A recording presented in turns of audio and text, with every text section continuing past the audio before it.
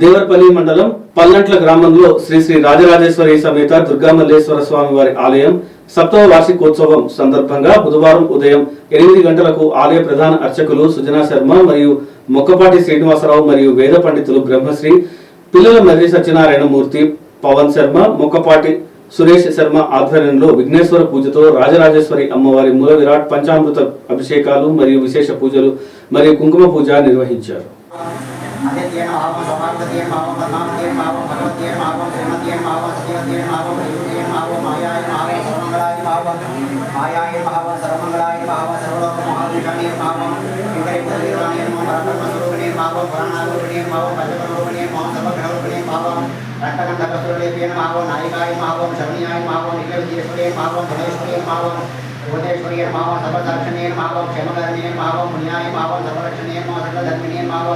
विश्वकर्मणीय महाम सर्वदेवताय नमः सर्वलोकाय